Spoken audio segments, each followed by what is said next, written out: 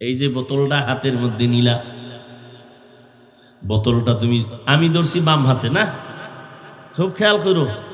তুমি যদি পানি পান করতে চাও ডান হাতে দইরা বাম হাত দিয়া মুখটা খুলবা, আমি বাম হাতে দইরা ডান হাত দিয়া মুখটা খুইলে এবার ডান হাত দিয়া পানি পান করব।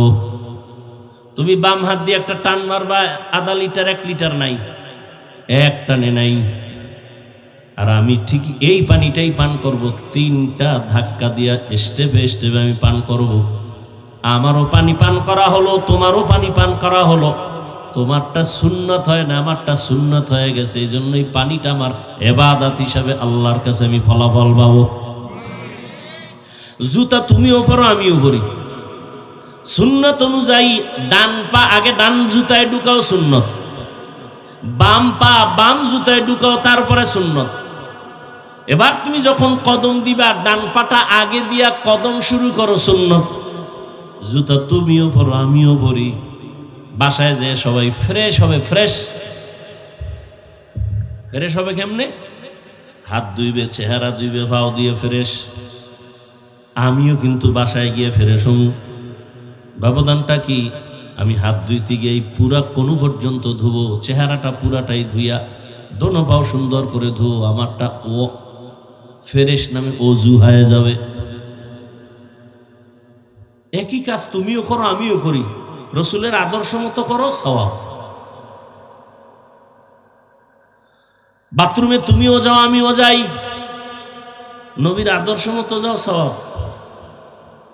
বাথরুমে যখন ঢুকবা কোন পা দিয়া? বাম পা দিয়া ঢুকো। খালি মাথায় খালি পায়ে বাথরুমে যাইও না। বাথরুম হলো জিন শয়তানের আড্ডাখানা। যত জিন শয়তান পুরা বাড়ির মধ্যে আড্ডাখানা হলো বাথরুম। বাম পা দিয়া ঢোকো, ঢোকার আগে দোয়া পড়ো, মাথা খালি রাখিও না, খালি পায়ে যাইও না। বাথরুমে গিয়া বাবা বাম পায়ের উপরে ভর করে বসবা সুন্নত, হাঁটুর উপরে কাপড় উঠাইবা না সুন্নত। এরপরে আবার বের হয়ে যাও, ডান পা দিয়া দোয়া পড়ো। বাথরুমে যদি সুন্নত তরিকা অনুযায়ী যাও, কোনোদিন বাথরুমে পড়বা না, অ্যাক্সিডেন্ট হবে না, দুর্ঘটনা হবে না। রসুলের আদর্শ মতো আর আদর্শ, এত সুন্দর আদর্শ পৃথিবীতে আর কে দিবে? বলার সময় নাই। মক্কার মানুষ ছিল পৃথিবীর নিকৃষ্ট চরিত্রহীন লম্পট। সেই মানুষগুলো অল্প টাইমের মধ্যে এতটা দামি হয়ে গেল, আল্লাহ জিবরাইল আমিনের পাঠায় একটা লিস্টি দিয়ে দিলাম, নামগুলো নবীরে বলে দিতে বল। এই লিস্টিতে যাদের নাম আছে বিনা হিসাবে জান্নাতি। এই মক্কার চরিত্রহীন মানুষগুলো এখন জান্নাতি, ওপেন ঘোষণা হয়ে গেল, শুধু রসুলের সুন্নতের আদর্শের কারণে। হুযায়ফা রাদিয়াল্লাহু তাআলা আনহুকে দাওয়াত দিছে দুনিয়াদারেরা, খানা পইরা যায় উঠায় খায়, পইরা যায় উঠায় খায়। দুনিয়াদার প্রাসাদের লোকেরা বলে এটা কেমন কেমন লাগে, একটু ছোট লোকের মতো মনে হয়। তুমি কি বলো, এটা তো আমার রসুলের সুন্নত। চিৎকার দিয়া হুযায়ফা বলেন, আতরুকু সুন্নাত হাবিবি লিহাউলাইল হুমাকা, আমি কি আমার হাবিব মুহাম্মদের সুন্নত এই আহমক মূর্খ দুনিয়াদারের কারণে ছেড়ে দিব?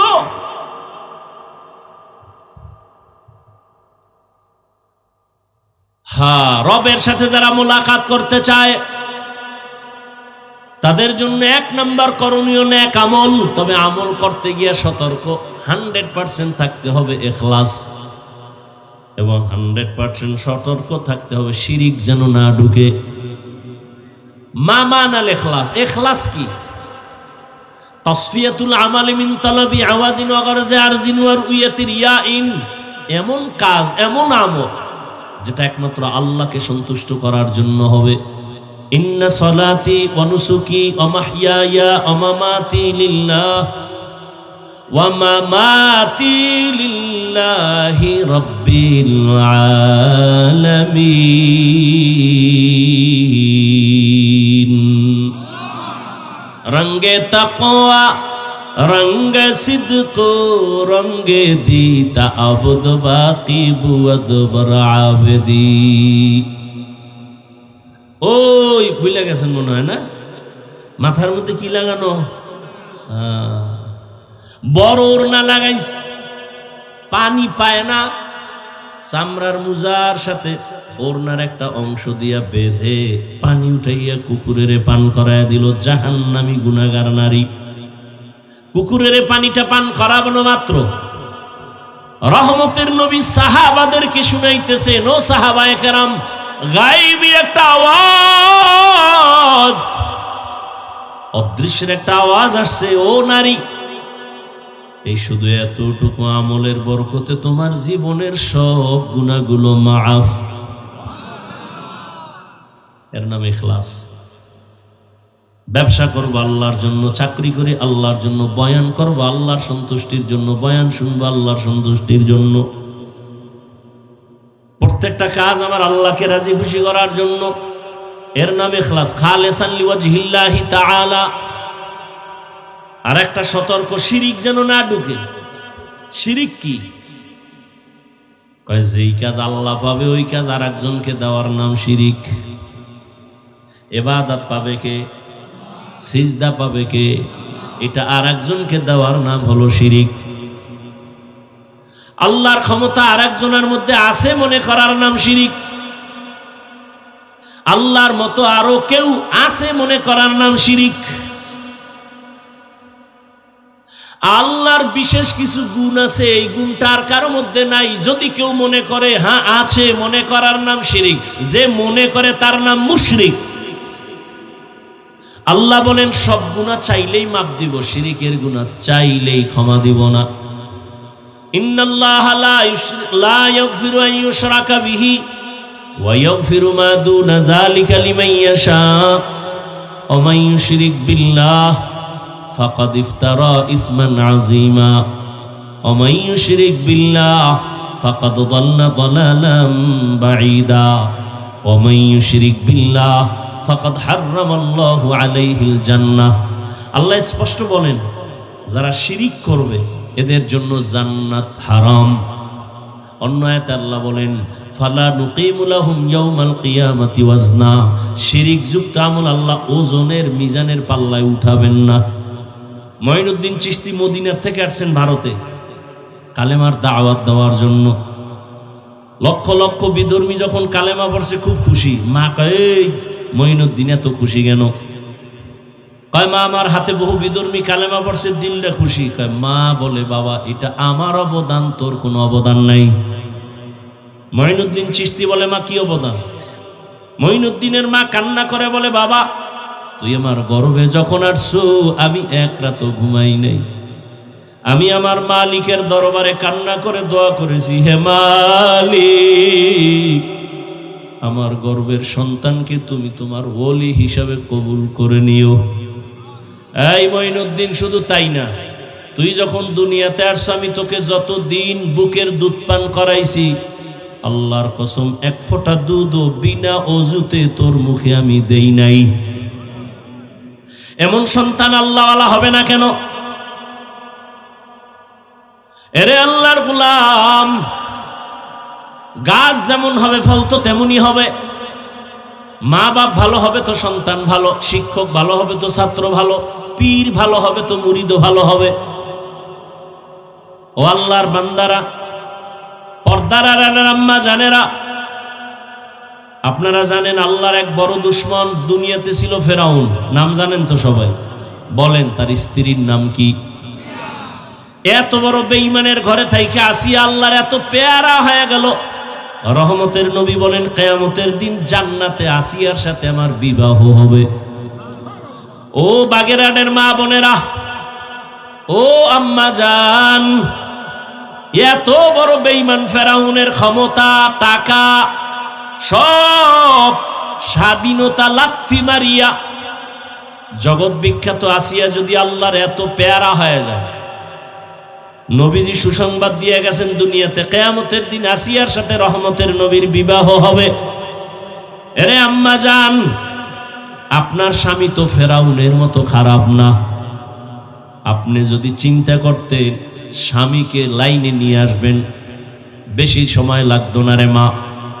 আপনি যদি স্বামীকে বলতেন স্বামী আমার মা বাবার মায়া আদর সারিয়া তোমার ঘরে আসি, না খাইয়া থাকলেও তোমার সংসারে আসি, খাইয়া থাকলেও আসি, তবে জীবনে তোমার কাছে একটা দাবি আমার, জীবনে কোনোদিন হারাম টাকা কামাই করে মাল ঘরে আনবা না, হারাম খাইয়া নিজেদের রক্ত নাপাক করব না, সন্তানের রক্ত নাপাক করতে দিব না। প্রত্যেকটা মা যদি স্বামীকে বলতেন, কোন স্বামী হারাম মাল ঘরে নিতে পারতো না, ঠিক নেই? এবং প্রত্যেকটা মা যদি মনে করতেন স্বামী মরিয়া গেলে সব তো আমার, তাহলে আমি স্বামীর সম্পদ কেন গোপনে গুনাহের কাজে ব্যয় করি? এই যে যুবকরা বাবার টাকা চুরি করে, মায়ের টাকা চুরি করে, বান্ধবীর জন্য আর মোবাইলের জন্য, প্রত্যেকটা যুবক যদি চিন্তা করত আমার বাবাই মরে গেলে বাবার কামাই রুজি তো সব আমার, প্রত্যেকটা সন্তান যদি চিন্তা করত বাবাই মরে গেলে সব সম্পদ তো আমার, আমার জিম্মাদারিতে চলে আসবে, তাহলে আমি কেন সম্পদ নষ্ট করব? মূলত বাবারটা নষ্ট করো না রে বাবা, নিজেরটাই নষ্ট করো। একটা কথা লিখে রাখিস ঘরের দরজায়, কোটি কোটি টাকাও যদি কামাই করে আর এই ঘরের মধ্যে যদি কেউ চুরি করে আর টাকা হারাম পথে ব্যয় করে, ওই টাকায় কোনোদিন বরকত আসবে না, লিখে রাখিস। তাহলে নিজে বাবার ক্ষতি করো না, নিজের ক্ষতি করলা। এখনো সময় আছে, তওবা করে নেও।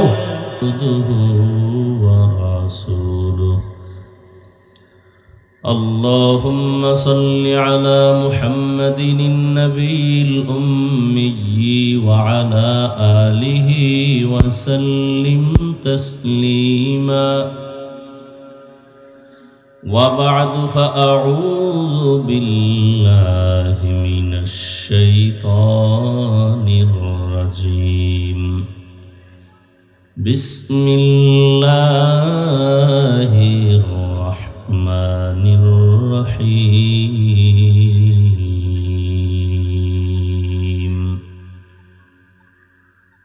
فمن كان يرجو لقاء ربه فليعمل عملا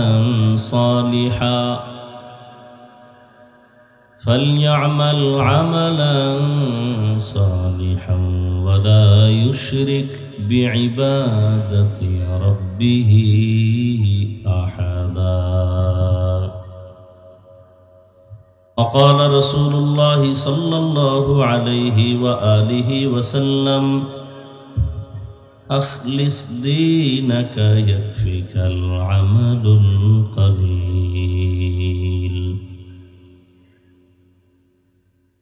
صدق الله مولانا العظيم وصدق رسوله النبي الأمي الكريم، ونحن على ذلك من الشاهدين والشاكرين والذاكرين، والحمد لله رب العالمين. سبحانك لا علم لنا إلا ما علمتنا إنك أنت العليم الحكيم. رب اشرح لي صدري ويسر لي أمري واحلل عقدة من لساني يفقه قولي.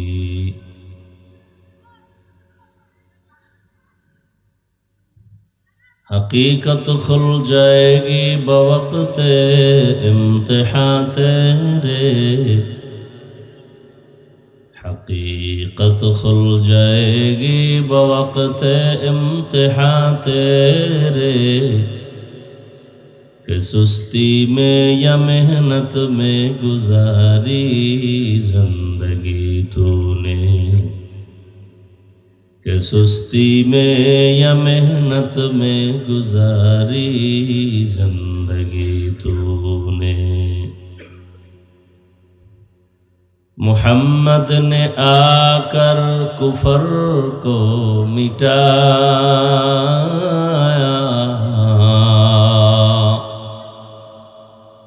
محمد نے آ کر کفر کو مٹایا،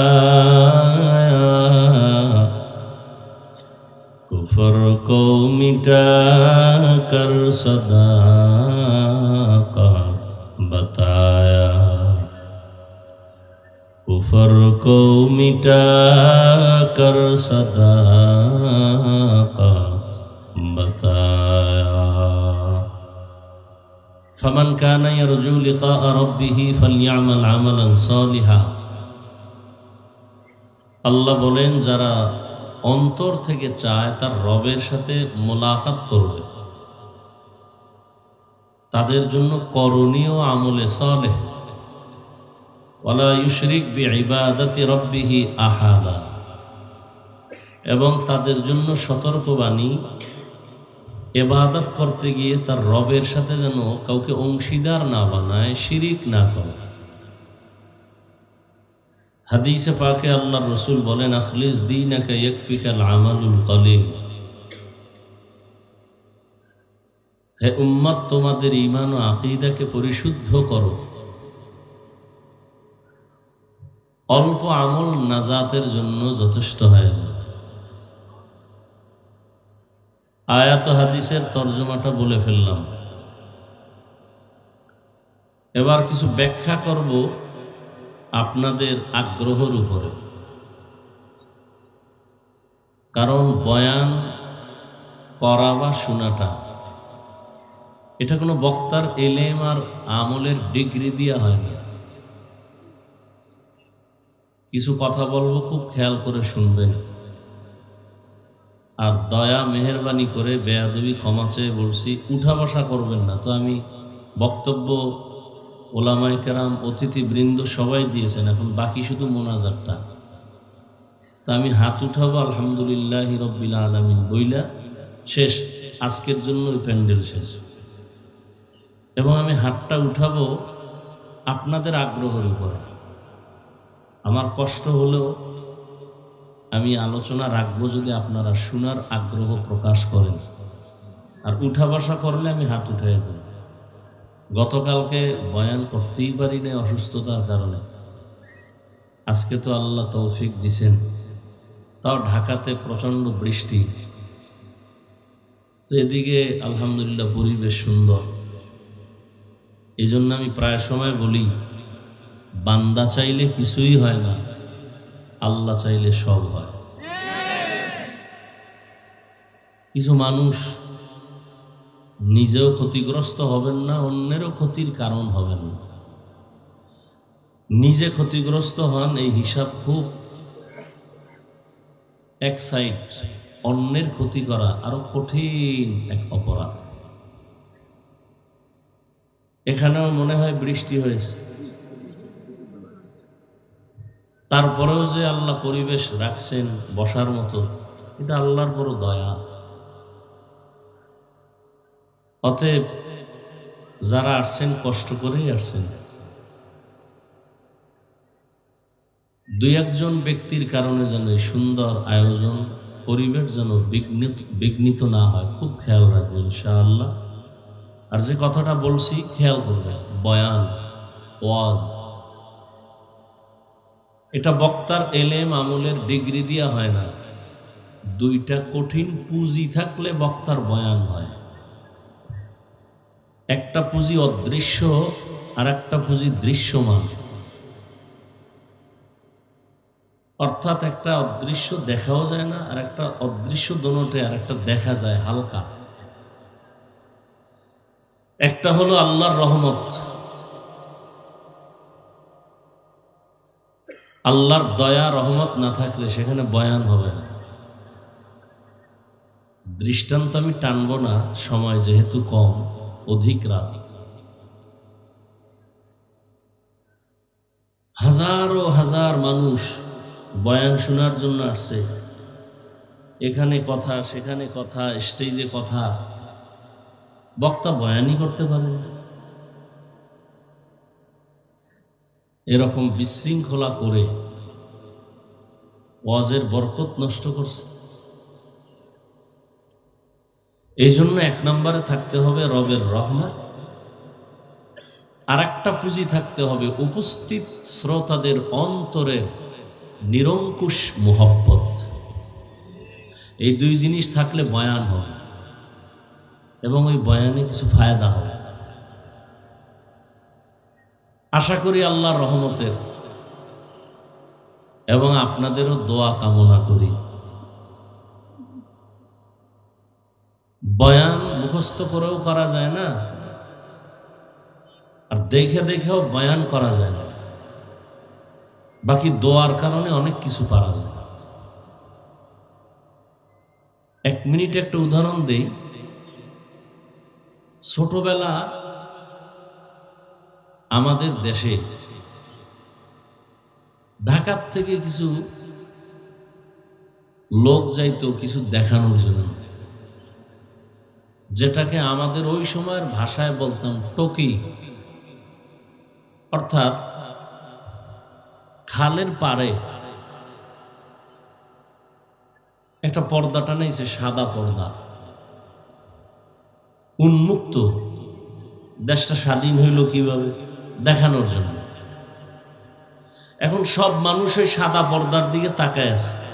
ওখানে কেউ ফিডাফিডি করতেছে, স্লোগান দিতেছে, কেউ নাচতেছে, সবার নজর ওদিকে ওখানেই।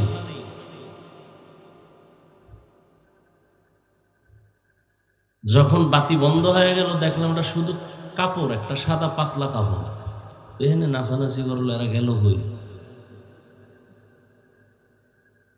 খুঁজা দেখলাম যে 100 হাত দূরে ওখান থেকে একটা ফোকাস মারা হয়েছে একটা মেশিনের মাধ্যমে।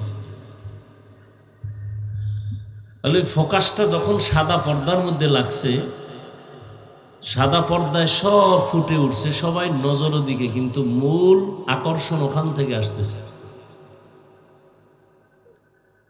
ঠিক তেমনি ভাবে আমার স্পিকার থেকে কি বের হবে আল্লাহ ভালো জানেন, ফোকাসটা আসবে ময়দান থেকে। এখানে কিছু আল্লাহর প্রিয় বান্দা আছে, তারা কলবের তাওয়াজ্জু দিবেন, অন্তর দিয়া মোহাব্বতের নজর দিবেন, আর আল্লাহ সেই বরকতে জবান থেকে কথা বের করবে।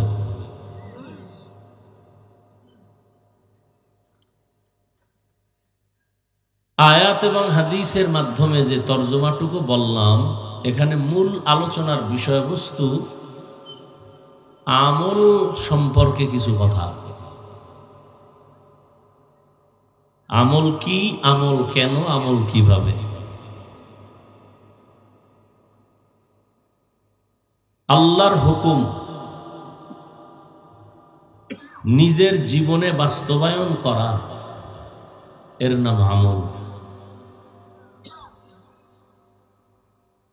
আল্লাহর হুকুম নিজের জীবনে যথাযথ বাস্তবায়ন করার নাম আমল। কেন করব আমল? আয়াতের মধ্যে আল্লাহ বলছেন, আমার তেলাওয়াতকৃত আয়াতে। আমল কেন? ফামান কানা ইয়ারজু লিকা রাব্বিহি, যারা অন্তর থেকে চায় তার রবের সাথে মোলাকাত করুন, ফালইয়ামাল আমালান সালিহা। তাহলে আমল কেন? রবের সাথে মোলাকাত, এটা মূল উদ্দেশ্য। লক্ষ্য বিনা হিসাবে জান্নাত। খুব খেয়াল করবেন,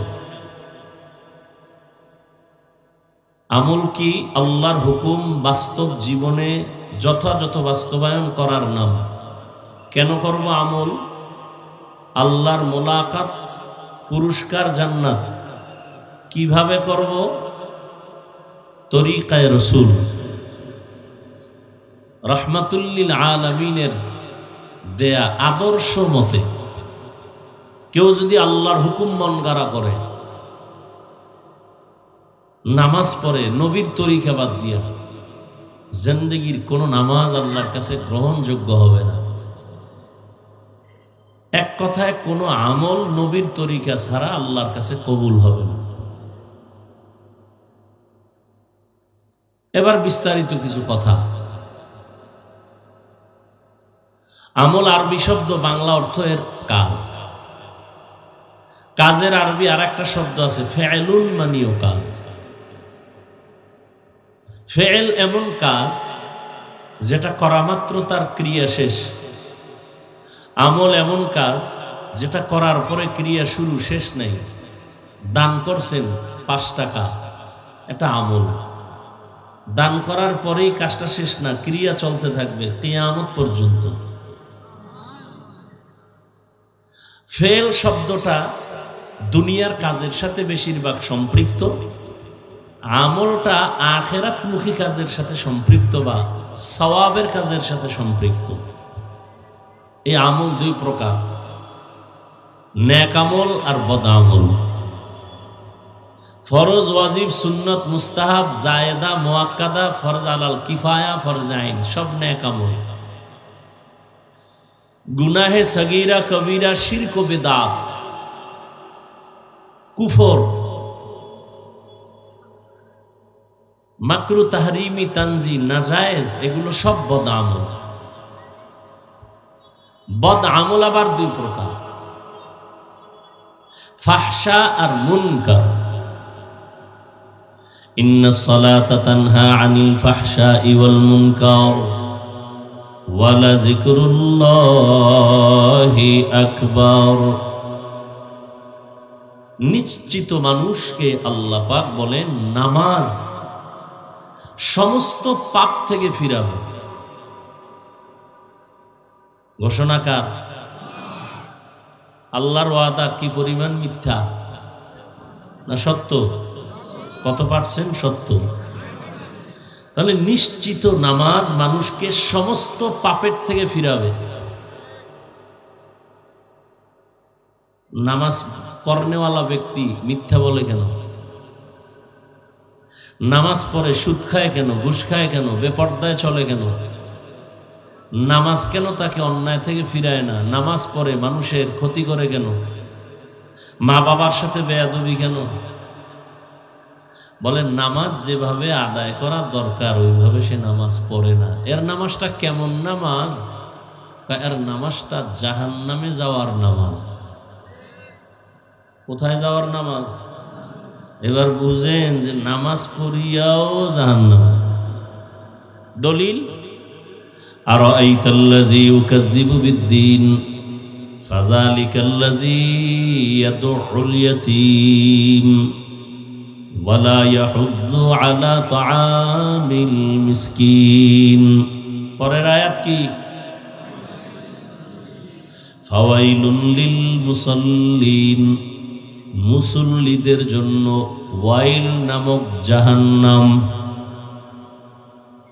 এই মুসল্লি সাহেবরা,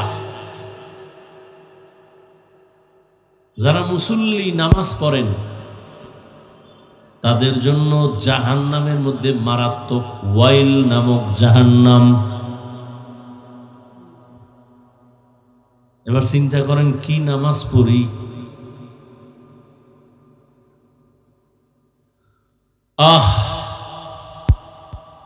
নামাজ যার যত ভালো তার আমল তত ভালো, নামাজ যার যত ভালো তার তেলাওয়াত তত ভালো, নামাজ যার যত ভালো তার অন্তর ভালো, নামাজ যার সুন্দর তার আমল সুন্দর, নামাজ যার সুন্দর তার লেনদেন সুন্দর, নামাজ যার যত সুন্দর তার ইখলাস তাকওয়া তত সুন্দর।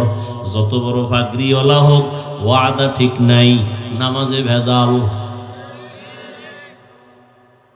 যত বড় ফিসাব যদি দেখেন তার লেনদেনে ভেজাল, কোন দিকের ভেজাল, এর মূলে তার কিসে ভেজাল?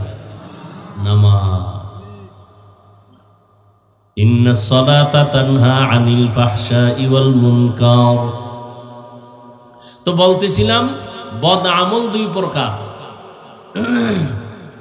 একটার নাম ফাহশা আর একটার নাম মুনকার। ফাহশাও বদ আমল, মুনকারও বদ আমল। ব্যবধান কি? বলে ফাহশা এমন বদ আমল যেটা বিবেক বুঝে ফেলে, দলিলের প্রয়োজন হয় না, দলিল আছে দলিল পর্যন্ত যেতে হয় না।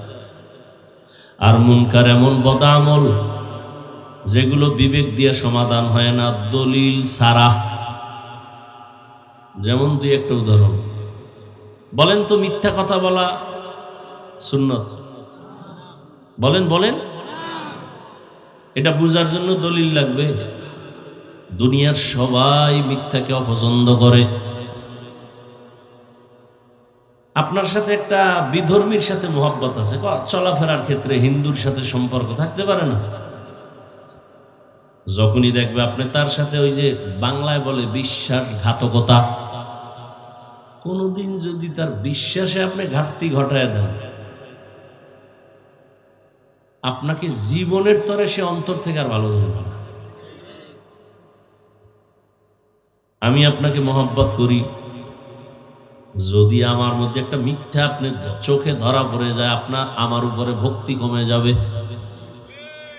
তাহলে মিথ্যা কেউ পছন্দ করে না। মা বাবা মিথ্যা বলবে, সন্তান পছন্দ করে না, সন্তান বলবে মা বাবা পছন্দ করে না। ভাই মিথ্যা বলে, ভাই পছন্দ করে না। মুমিন মিথ্যা বলবে, বেঈমান পছন্দ করে না। বেঈমান মিথ্যা বলে, মুমিন পছন্দ করে না। মিথ্যাটাও বদামল, তবে এটা ফাহশা। দলিল ছাড়া এমনি বুঝে আছে, তবে দলিল তো অবশ্যই আছে। ওয়াইলু ইয়াউমাইযিল লিল মুকাদ্দিবিন, ওয়াইলু ইয়াউমাইযিল লিল মুকাদ্দিবিন, ওয়াইলু ইয়াউমাইযিল লিল মুকাদ্দিবিন। মিথ্যাবাদীর জন্য ওয়াইল নামক জাহান্নাম, দেখছেন নি? ওয়াইল জাহান্নামের তবকার মধ্যে একটা মারাত্মক ভয়ঙ্কর জাহান্নামের নাম ওয়াইল। একটু আগে বলছি না এই ওয়াইল জাহান্নাম কার জন্য? নামাজির জন্য। যেখানে এত বহুত মানুষ আছে, আজকে ফজর পড়ে নাই, জোহর পড়ে নাই, আসর পড়ে নাই, মাগরিব পড়ে নাই, এশাও পড়ে নাই, টাটকা আশিক রাসূল, এরা নবীর টাটকা আশিক। আল্লাহ হেদায়েত দান করেন। অথচ রহমতের নবী বলেন, বাইনাল আবদি ওয়া বাইনাল কুফরি তারকুস সালাহ। বেঈমান আর মুমিনের মধ্যে ব্যবধান হলো নামাজ। বেঈমানেরা নামাজ পড়ে না, মুমিনেরা নামাজ ছাড়ে না। মাকুন সুসুতি নামাজে পাঞ্জে গানা, ফাওয়াইলুল লিল মুসাল্লিনাল্লাযিনা। মুমিনারা এই নামাজ এমদাদে দা ইস্তাইনু, আয়াতে কুরআন বাখা আয়াতে কদ আফলাহারা দেখুন, গৌর কুন্দর মানিয়াজ দিল সাদিকুন। ওয়াইল নামক জাহান্নাম কার জন্য বললাম? আরে এখন না বললাম আর একটা, মিথ্যাবাদীর জন্য ওয়াইল নামক জাহান্নাম। ওয়াইলুল লিল মুতাফফিফিন, ব্যবসা করতে যায় যারা ডান বাম করে, কাস্টমারকে ধোকা দেয়, মাপে ভেজাল করে, ওয়াইল নামক জাহান্নাম। ওয়াইলুল লিকুল্লি হুমাযাতিল লুমাযাহ, যারা মানুষের দোষগুলো পেছনে বলে, এদের জন্য ওয়াইল নামক জাহান্নাম। আর একজন মানুষ আছে দোষ নাই, বানাইয়া শুধু অপবাদ দেয়, এর জন্য ওয়াইল নামক জাহান্নাম।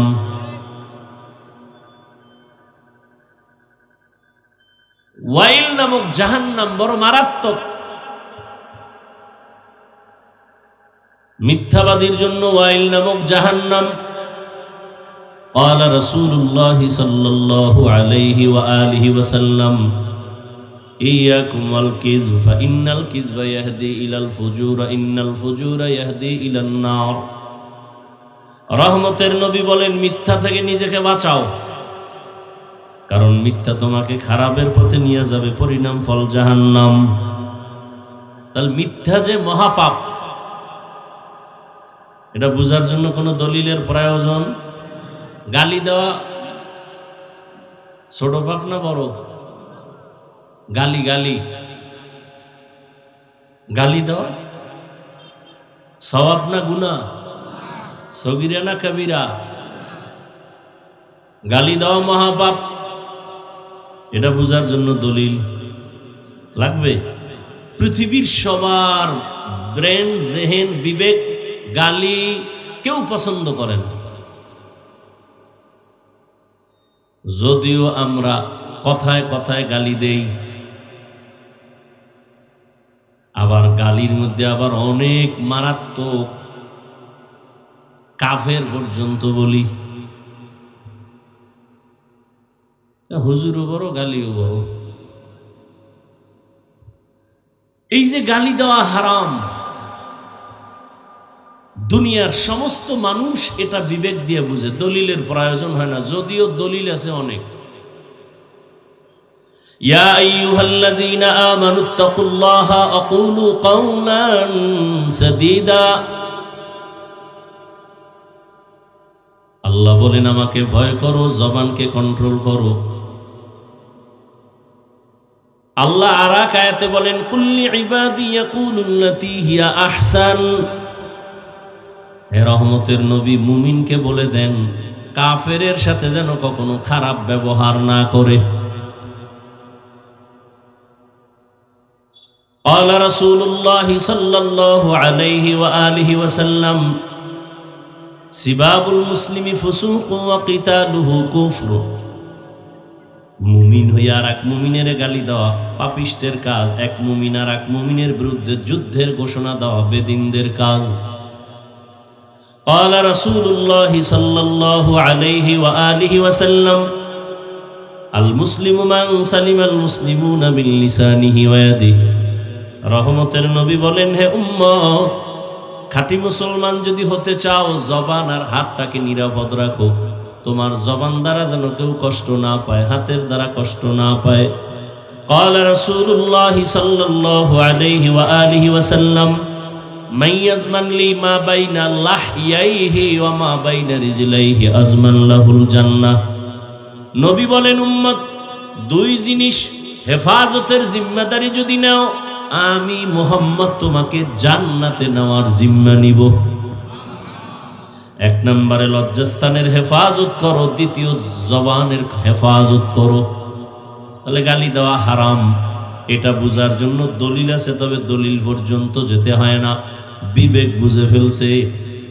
এটাকে বলে বদ আমল, তবে ফাহশা। আর একটা বদ আমল আছে মুনকার, এটা দলিল ছাড়া বুঝায় না। খুব খেয়াল করিয়া, সিজদা করা, সিজদা এটা সওয়াব না গুনাহ? বলেন ভাই, বলেন। বুঝা শুনে কইছেন তো? সিজদা করা সওয়াব, কিন্তু সিজদাটা যদি কবরে দেয়,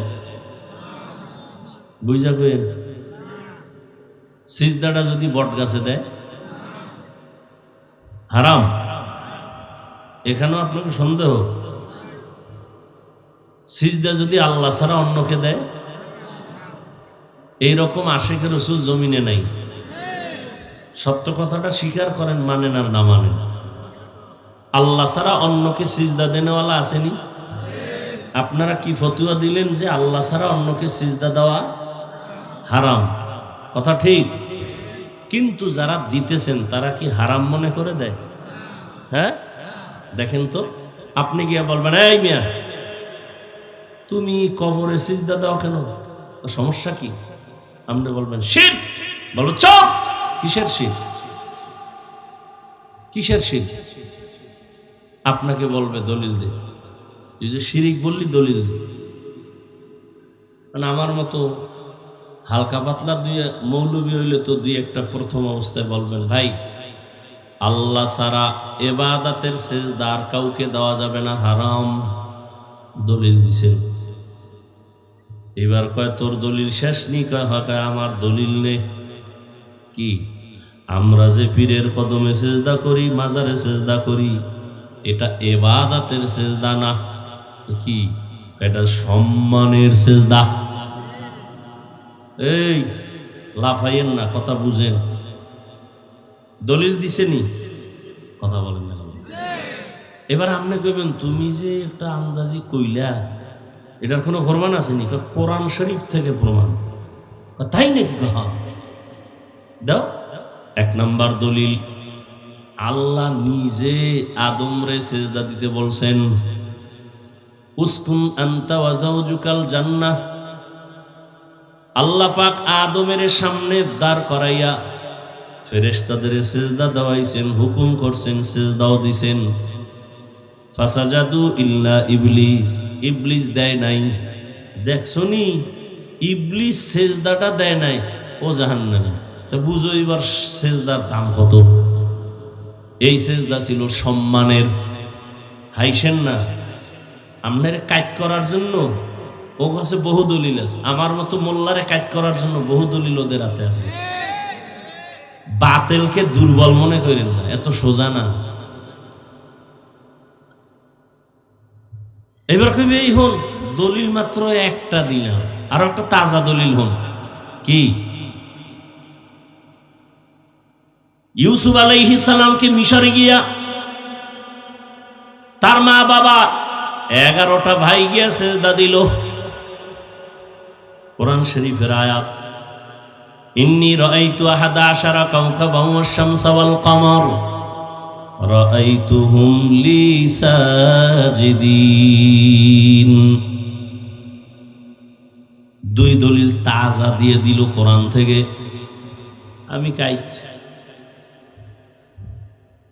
আমি মোল্লা কাইত হয়ে গেছি, তাজা দুইটা দলিল পেয়েছি কোরআন শরীফের মধ্য থেকে।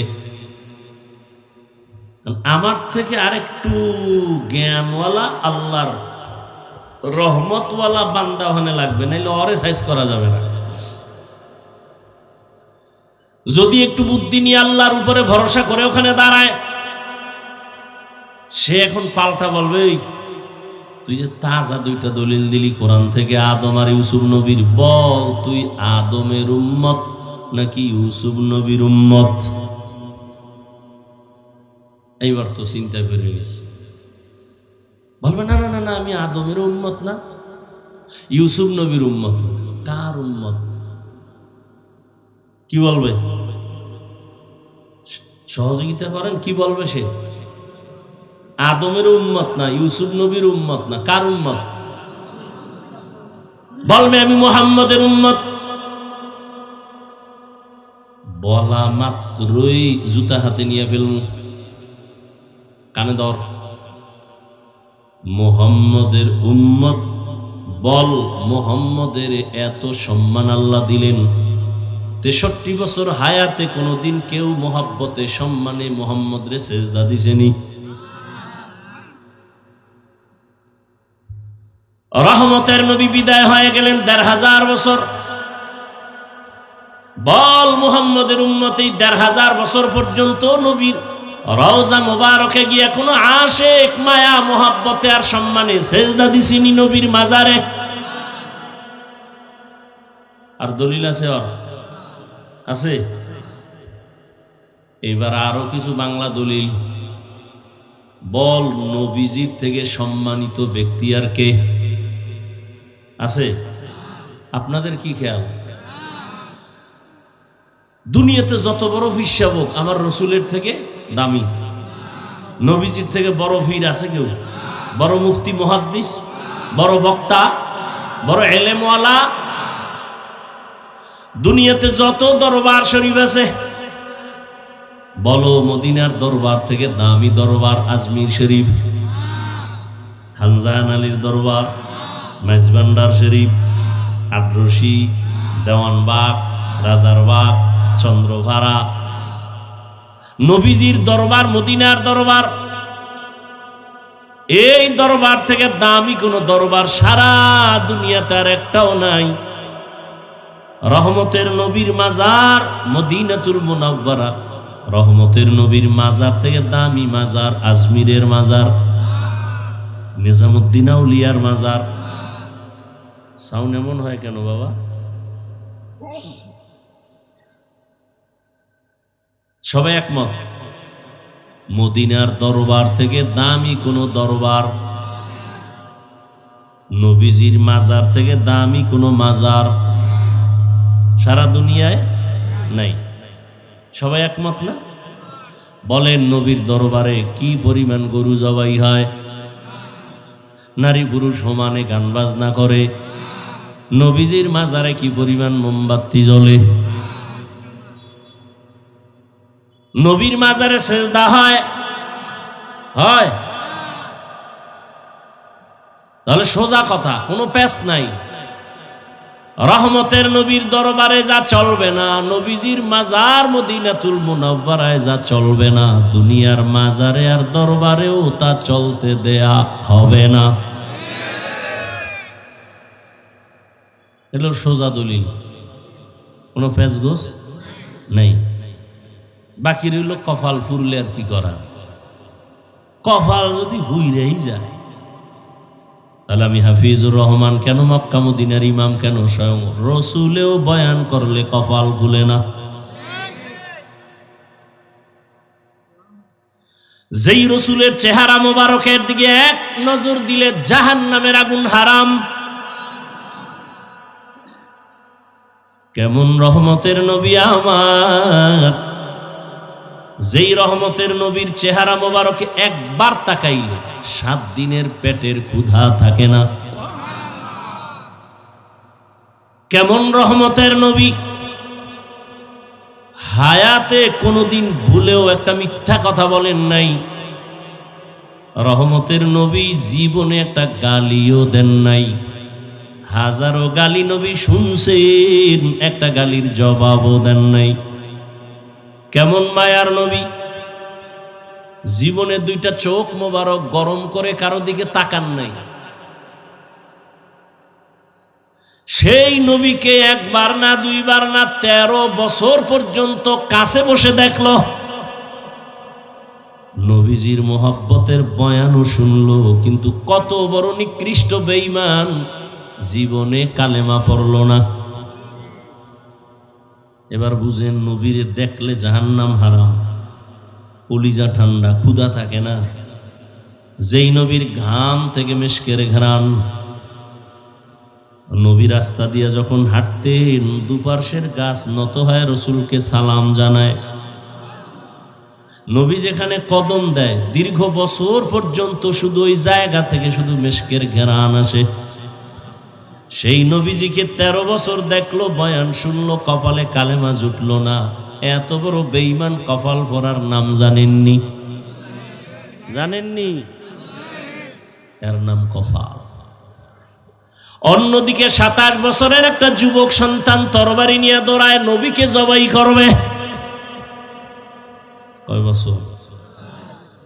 27 বছরের যুবক তরবারি নিয়ে দৌড়ায় আমার নবীর গর্দান কাটবে।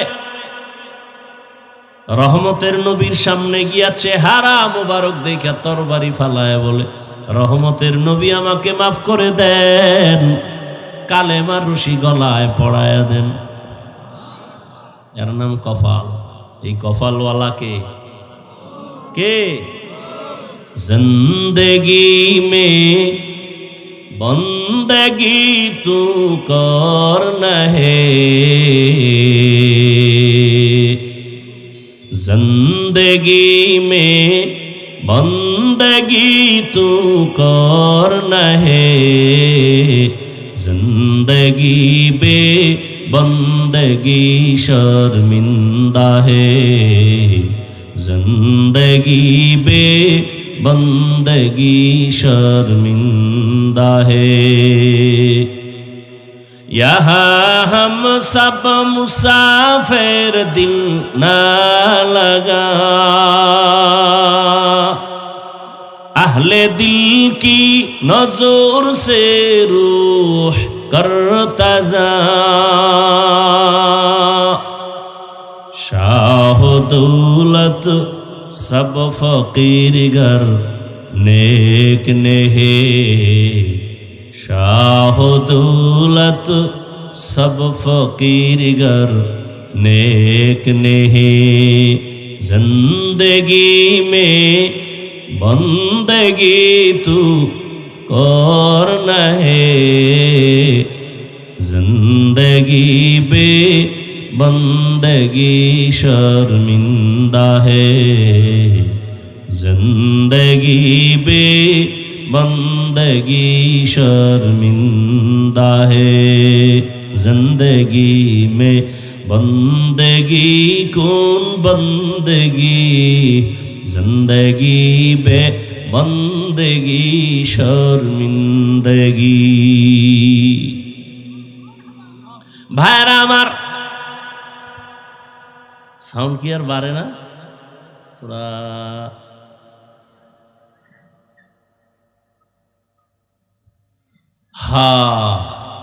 কপাল যদি পুড়ে যায়, রহমতের নবীর বয়ান শুনেও কপাল খুলে না। আর কপাল যদি খুলে যায়, নবীকে জবাই করতে সেও কালেমালা হয়। 27 বছরের যুবক রহমতের নবীর হাতের সাথে হাত লাগাইয়া কালেমা রশি গলায় লাগানোর পরে এত পাওয়ার আল্লাহ বাড়ায় দিয়েছেন, এখন ওই বান্দা যেই পথ দিয়া চলে শয়তান ওই পথে আসতে ভয় পায়, দেখলেই পালায়। ঠিক নি? हर के दारत खौफे हकदार दिल मदम जन्नतुल मअवा दे हदो रामकाम। যুবক ছেলেটা একটা মদের বোতল নিয়ে রাস্তা দিয়ে হাঁটে, হঠাৎ করে নজর পড়ছে ওমর আসতেছে। ওমর দেখা ভয় আতঙ্কিত, আসমানে তাকায়, আল্লাহ ফিরাও, মইরা যাব, মদ পান করব না, ওমরের থেকে ফিরাও। কারণ ওমর কে? কথার আগে তরবারি, কথার আগে তরবারি। আস্তে আস্তে ওমর সামনে এসে দাঁড়ায় গেছে। এই যুবক, বোতলটা দিয়ে দে। যুবক ভয়ে কাঁপতেছে, কাঁপো কেন? দে। অন্তর দিয়ে তো তওবা করে ফেলেছে। বোতলটা ওমরের হাতে দিছে, ওমর হাতে নিয়ে দেখে এক ফোঁটা মদ বোতলে নাই, পুরা বোতলটাই সাদা দুধে ভরা। কেমন বেডা ওমর!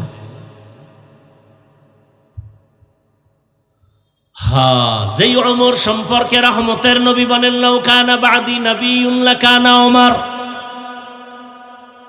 আমি মুহাম্মদের পরে যদি আল্লাহ কাউকে নবী বানাইতেন, আমার পরের নবী ওমর হতো। কে সে ওমর? যেই ওমরের মতের উপরে আল্লাহ একমত পোষণ করে কোরআনে আয়াত নাজিল করেছেন। সাহাবায়ে কেরাম নিয়ে রহমতের নবী বাইতুল্লাহ তাওয়াফ করতেছেন। তো হাজী সাহেবরা তাওয়াফ করলে 7টা চক্কর লাগাইয়া 2 রাকাত নামাজ পড়া লাগে, ওয়াজিব তাওয়াফের নামাজ। রহমতের নবী তাওয়াফ করলেন সাহাবায়ে কেরামদের নিয়ে। এখন 2 রাকাত নামাজ পড়বেন কোথায়? নবীজি তো নবী, আল্লাহর ইশারা ছাড়া কথা বলে না, কিন্তু তারপরে নবী বললেই তো হয়ে যায়। কিন্তু না, নবী সবার সাথে পরামর্শ করেন। বলেন কোথায় নামাজ পড়ব? একজনে কয় ইয়া রাসূলুল্লাহ জমজম কূপের কিনারায়, আর একজনে কয় না বাইতুল্লাহর দরজা বরাবর। ওমর কয় ইয়া রাসূলুল্লাহ মাকামে ইব্রাহিম, যেই পাথরের উপরে পা মোবারক রেখে দাঁড়াইয়া ইব্রাহিম নবী বাইতুল্লাহ নির্মাণ করেছেন, ওই পাথরটা আজও আছে, এর পেছনে আমরা 2 রাকাত নামাজ আদায় করি। সবারটা নবী শুনছেন, ফয়সালা দেন না। ফয়সালা আসবে আরশে আজিম থেকে। জিবরাইল আইসা হাজির। জিবরাইল আমিন এসে বলেন, ইয়া রাসূলুল্লাহ, ওমর যেই মত দিছে আল্লাহ মেনে নিয়েছেন, আপনাকেও ওমরের মত মানতে বলেছেন। সেই ওমরের ভণ্ড বলার মতো 1500 বছর পরে বাংলার জমিনে টুপিওয়ালা বাইর হইছে, ওমরের ভণ্ড কয়। সমস্যা কোথায়? ওই যে তারাবি বেশি পড়তে কষ্ট, এই জায়গায় গিয়ে ওমরের বিরুদ্ধে গেছে। বলে ওমরের মানি না। কেন? বলে 20 রাকাত তারাবি পড়া যাবে না। আরে ভাই, আপনি তারাবি 8 রাকাত পড়েন, 10 রাকাত পড়েন, 40 রাকাত পড়েন, সেটা হলো আপনার ব্যক্তিগত আমল, ওটা খোদার লগে লাইন করবেন। ওমরের লগে এত যুদ্ধ কেন? কার সাথে রাগ কইরা কার ইবাদত আগুন জ্বালায় দিবেন? ইবাদত করবেন আল্লাহর, মানুষের লগে ঝগড়া কেন? আল্লাহ হেদায়েত দান করেন। এইভাবে ওমরের আর মতের উপরে আল্লাহ অনেক আয়াত নাজিল করেছেন। তো যে কথাটা বুঝাইতে চাইছিলাম, কপালটা যদি পুড়িয়া যায়, সারা দুনিয়ার আলেম ওলামা কেন স্বয়ং রসুলের বয়ানও কপাল খুলবে না? আর মাওলা যদি কপাল খুইলা দেয়, নবীকে জবাই করতে ইসাও কালেমা পড়ে।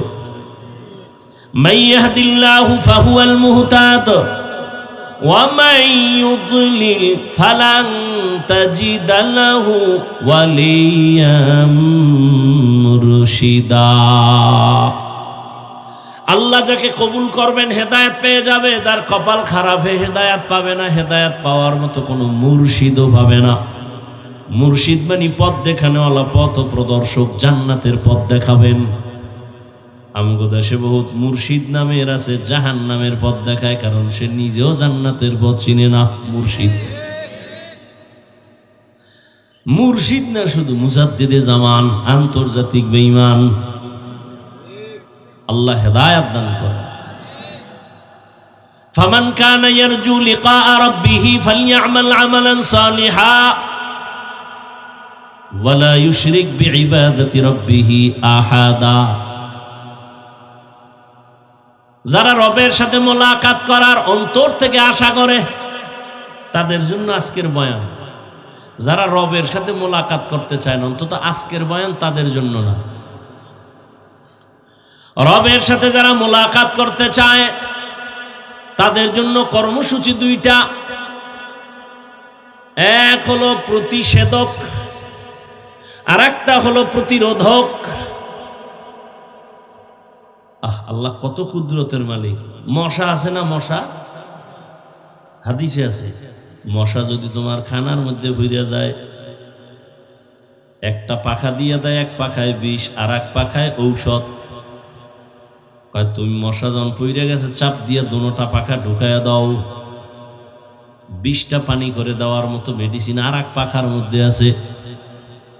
একটা প্রতিষেধক আর একটা প্রতিরোধক। তুমি যে আল্লাহর সাথে মোলাকাতের জন্য যে ইবাদত করবা, আমল করবা, আমলের মধ্যে প্রতিষেধক লাগবে 100, প্রতিরোধকও থাকতে হবে 100। প্রতিষেধক লাগবে ইখলাস। 100% ইখলাস না থাকলে আমল বরবাদ।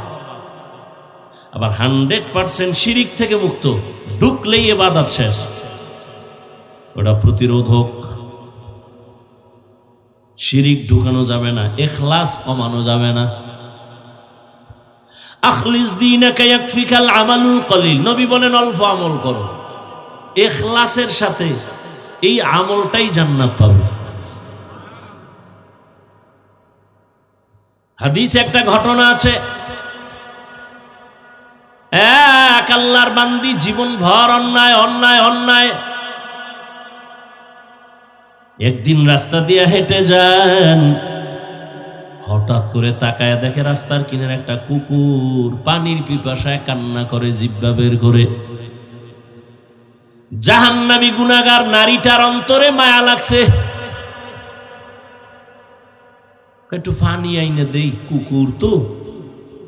খুঁজতে খুঁজতে গিয়া দেখে একটা কূপ পাওয়া গেল বাগানের মধ্যে, কিন্তু পানি অনেক নিচে, উঠাবার মতো পাত্র নাই। পায়ে ছিল মহিলার চামড়ার মুজা।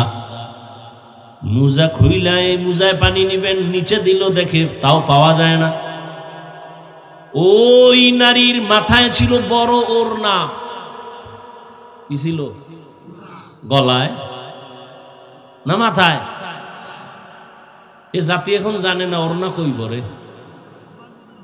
আমার মনে আছে তখন লেখাপড়া কি করি না শেষ করছি মনে নেই, 2004 না 5-এ নামাজ পড়াইতাম মসজিদে।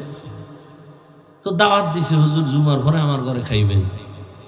তো গেছি, তখন তো ছাত্র জীবন, আমল করতেছি, খুব ইমান তাজা। এই মিয়া দস্তরখান দেন, দস্তরখান বুঝে না, ভিতরে যে গেছে আর আইই না, গেছে কপালের খাওয়ানো গেছে, দস্তরখানও গেছে। কিছুক্ষণ করাইছে পত্রিকার পাতা লইয়া, হ্যাঁ লেডিস আর জন্ডিস পুরো ফিসটা হইয়া রয়েছে। আমি এইটা কি দিলেন, ছবি টবি বাদ দেন, কাপড় চুপুর নাই, গামছা জাতীয়। এইবার যে গেছে আর আইয়া না। অনেকক্ষণ পরে একটা ওড়না লইয়েছে, ওড়না ম্যাডামের।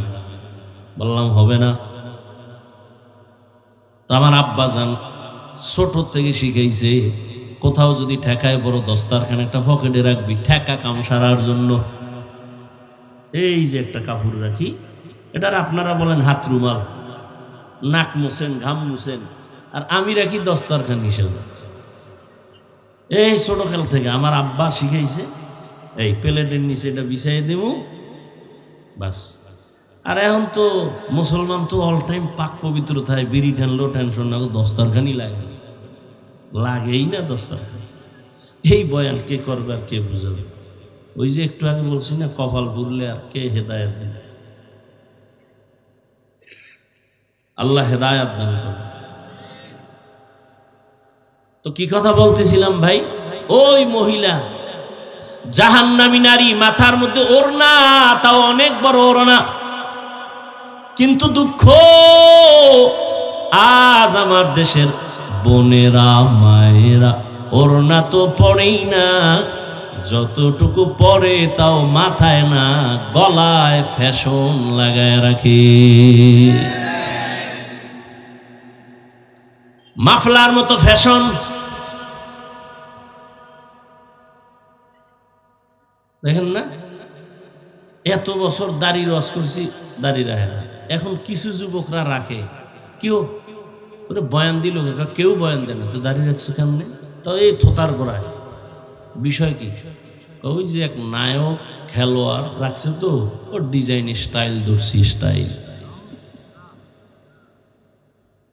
এত বছর আমরা বয়ান করে বলছি খানার আগে 2টা হাত ধুইয়া খাও সুন্নত, মানে না, এক জাতি মানে না। হুজুরগো কথা কানেই ঢুকে না, মাওলায় কয় মানবি না, কানে ধইরা মানাবো। এবার যাবি কই করোনায়? করোনা আসার পরে এখন এত পরিমাণ হাত ধুই, ওর মরার আগে ওর বাপও এত হাত ধুয়ে নাই।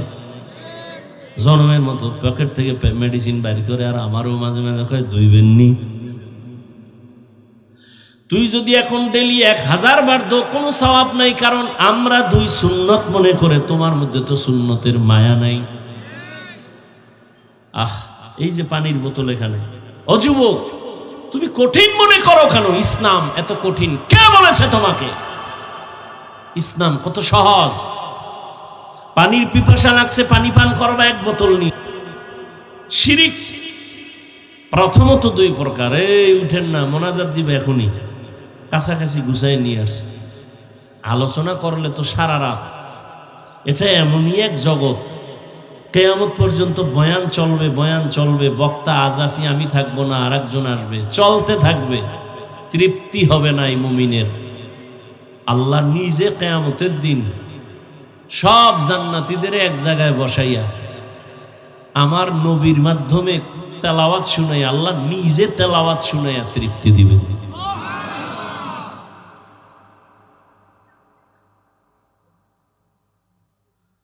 শিরিক প্রথমত 2 প্রকার, শিরিক ফি জাত, শিরিক ফি সিফাত। এই 2টাকে ভিন্ন নামে বলে শিরকে আসগর, শিরকে আকবর। এইটাকে আরেক নামে বলে শিরকে জলি, শিরকে খফি। টোটাল শিরিক 5 প্রকার। শিরিক ফিল ইবাদাত, শিরিক ফিল হুকুম, শিরিক ফিল ইলম, শিরিক ফিস সামঈ ওয়াল বাসার, শিরিক ফিল কুদরত। এই 5 প্রকার শিরিক। গায়বের ইলম কার? বলেন। কেউ যদি মনে করে আল্লাহ ছাড়া অন্য কেউ গায়ব জানে, মনে করার নাম শিরিক। যারা মনে করবে তারা মুশরিক। ও আমার ভাইরা, যুবক বাবারা, বৃদ্ধ বাবাজি, পর্দার আড়ালের মা বোনেরা, মূল কথা আমি যেটা বুঝাইতে চাই, আল্লাহ বিবেক দিয়েছেন, চিন্তা করবেন। যদি রবের মোলাকাত চান তো আমল লাগবে। আমাকে একটু জবাব দেন, নবীজির গুনাহ ছিল নি? সবাই একমত? নবীর মতো দামি কেউ আসেনি? সেই নবী নামাজ পড়ছেননি? কত ওয়াক্ত? বলেন বলেন। শুধু 5 ওয়াক্ত? ইশরাক পড়ছেন? আউয়াবিন, চাশত, তাহাজ্জুদ? সবাই একমত? সাহাবায়ে কেরাম পড়ছেন? পড়ছেন? আপনারা হেদের থেকে বড় বুজুর্গ না? হ্যাঁ, আপনারা কোন সোরায় শিখাইছে যে বেশি আমল লাগে না? কোন সোরে শিখাইছে আপনার? কোন বেঈমানে শিখাইছে আপনার?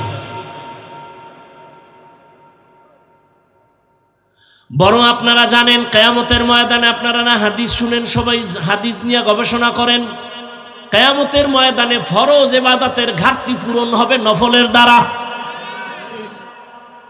কি ওলামায়ে কেরাম সাক্ষী দেন নাই হাদিসে? ফরজ আমলে ঘাটতি আছে না নাই? এটা পূরণ হবে কি দিয়া? নফল দিয়ে।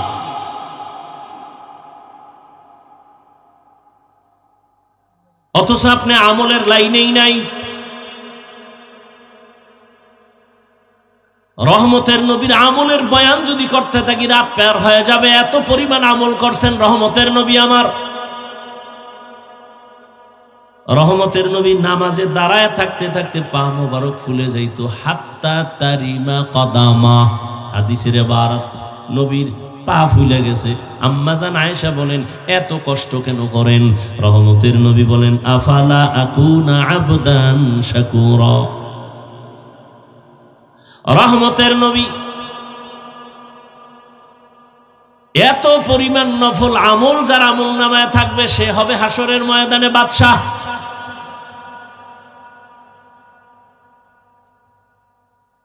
আপনি যে 5 ওয়াক্ত নামাজ পড়েন, এটা আপনার ক্রেডিট না। যদি মনে করেন এটা আপনি বহুত ধোকায় আছেন। আপনি সরকারের চাকরি করেন বা বেসরকারি চাকরি করেন, বেয়াদবি ক্ষমা চাই, একটু বলেন তো ডিউটি কয় ঘন্টা? বলেন। 8 ঘন্টার ডিউটির কন্ট্রাক্টে গেছেন, তাই তো? বেতন কত? নিম্নে ধরেন, একটা ধরেন, বলেন কত? 20,000। আর টেবিলের নিচে তো মুক্তা টুক্তা এমনি আছে, ওগুলো টেনশন নেই। ধরে নেন 20,000, তাই তো? ডিউটি কয় ঘন্টা? তাহলে আপনি 8 ঘন্টা ডিউটি করে 20,000 টাকা মাসে বেতন নেন। তাহলে 8 ঘন্টা ডিউটি করার বিনিময়ে কত পাইতেছেন? 20,000। এটা কি মালিকের যে আপনি 8 ঘন্টা ডিউটি করে 20,000 নেন, এটা কোনো ক্রেডিট আপনার? আপনি যদি 8 ঘন্টার পরে 20,000 বেতন ঠিক, কিন্তু ওভার কিছু টাইম আপনি মালিককে দেন, এটা আপনার ক্রেডিট। কথা ঠিক? 5 ওয়াক্ত নামাজ আপনার দায়িত্ব করতেই হবে, না হয় আপনি মুসলমান হতে পারবেন না। এটা আপনার দায়িত্ব করতেই হবে, এটা ক্রেডিট না। 5 ওয়াক্ত ছাড়া যদি আপনি ওভার ডিউটি করেন, ইশরাক, আওয়াবিন, চাষ, তাহাজ্জুদ, এটা আপনার ক্রেডিট। আপনি শুধু রোজা রাখছেন রমাজানে, এটা আপনার ক্রেডিট না, এটা তো আপনার দায়িত্ব। মালিকের সাথে কন্টাক্ট না থাকে আপনার ঈমান থাকবে না। কিন্তু যদি আপনি রোজার মাস ছাড়া সোমবার বৃহস্পতিবারের রোজা রাখেন, আরাফার রোজা রাখেন, শাওয়ালের রোজা রাখেন, আশুরার রোজা রাখেন, এটা আপনার ক্রেডিট। মানে অহংকার করার ক্রেডিট না, মালিকের সাথে মহব্বতের ক্রেডিট। মাওলায় বুঝদান করুক, আর কিছু না। আমাকে সব কিছু জানা আছে, শুধু বুঝের সমস্যা। বুঝেন না? এখানে যারা সবাই মুসলমান, আপনার আল্লাহ আমার আল্লাহ দুইজন না এক? আপনাদের নবী আমার নবী, আপনাদের কোরআন আমার কোরআন, আপনাদের কালেমা আমার কালেমা, আপনাদের ধর্ম আমার ধর্ম, আপনাদের কাবা আমার কাবা। দুনিয়াতে আপনি আমি আসছি সিস্টেম না? এই এলাকার মানুষ লঙ্গি ভরে আসছেন। বিদায়বেলা কাফনের সংখ্যা আপনারও 3টা, আমারও। মহিলাদের 5টা, কালার আলাদা। কি কাফনের কালার? হুজুর গোটা একরকম, আপনাদের তার একরকম না? সব এক? কি কালার? কি কপাল এত পুরছে এই জাতির যে কালার লইয়াও খিলেখিলি করে। কে কালো ভরলো, কে সাদা ভরলো, কে সবুজ, কালার লইয়াও খিলেখিলি। কবরের সাইজ বলেন না? আপনাদেরটা একটু বড়। কবরে রাখার পরে প্রশ্ন হবে কয়টা? আলাদা আলাদা না সব এক? রবের পরিচয় দাও, ধর্মের পরিচয় দাও, রাহমাতুল লিল আলামিনের পরিচয় দাও। ও আমার কলিজার যুবক বাবারা, তোমার আমার আল্লাহ এক, নবী এক, কোরআন এক, কাবা এক, ধর্ম এক, কালেমা এক। দুনিয়াতে আসছি এক, কাফনের কালার এক, সংখ্যা এক, কবর সমান এক। প্রশ্ন কবরে 3টা এক। অথচ তুমি মুসলমান, আমি মুসলমান। আজকে আমি টুপি খুলতে গেলে লজ্জা পাই, আর তুমি কেমন মুসলমান যে তুমি টুপি দিতে গেলে বড় লজ্জা পাও। তোমার টুপি দেওয়ার জন্য আমাকে বয়ান দেওয়া লাগে, তুমি কত ভিআইপি মুসলমান। আমি দাড়ি কাটতে লজ্জা পাই, তুমি কেমন মুসলমান যে দাড়ি রাখতে লজ্জা পাও। আমি নামাজ না পড়লে লজ্জা, তুমি নামাজ পড়তে গেলে লজ্জা। আমি মসজিদে না ঢুকলে লজ্জা, তোমার ঢুকতে গেলে লজ্জা। আমি পর্দা না করলে লজ্জা পাই, তুমি পর্দা করতে গেলে লজ্জা পাও। তোমার আমার আল্লাহ এক, নবী এক, সব এক। অথচ তোমারে বয়ান করা লাগে পাও দরিয়া। হ্যাঁ কি আমি একা? হাজার হাজার আলেমের বয়ান, তাবলিগের বয়ান, পীর মাশায়েখের বয়ান, জুমার খতিবের বয়ান, এরপরও ফলাফল জিরো। আফসোস, এই বয়ানগুলো যদি তোমার পিছনে না কইরা হিন্দু পাড়ায় যাইতাম, খ্রিস্টানের মিশনারিতে যাইতাম, ওরা সবগুলো 6 মাসের বয়ানে মদিনার পাগল হয়ে যেত। কিন্তু তুমি মুসলমানের মুসলমানি ঠিক করতে পারলাম না, পাও দইরা দইরা বুঝাই, রাগ কইরা বুঝাই না। দুই একটা কথা একটু গরম ভাবে বের হয়ে গেছে, বারবার বলি ভাইজান মাফ কইরা দেন, ভুল হইলে ক্ষমা চাই, মাওলার কাছে মোনাজাতে ক্ষমা চাই।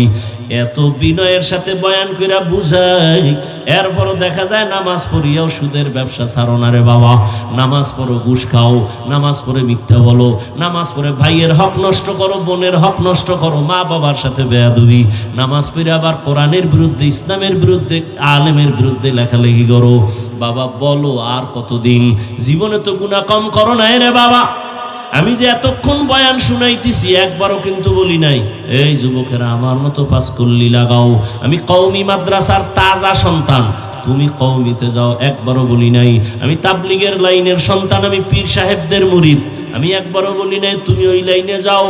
আমি কি বুঝাইতে চাই রে বাবা? আমার শেষ কথা হলো এটা, খেয়াল করো যুবক বাবারা, তুমি স্কুলে পড়ো আলহামদুলিল্লাহ, কলেজে পড়ো আলহামদুলিল্লাহ, আমি দোয়া করে গেলাম তুমি ডাক্তার হও, ইঞ্জিনিয়ার হও, প্রফেসর হও, তুমি একজন কলামিস্ট হও, সাংবাদিক হও, তুমি একজন এমপি হও, তুমি ডিসি হও, এসপি হও, ওসি হও, তবে একটা ছোট দাবি, বেয়াদব হইও না, খবরদার।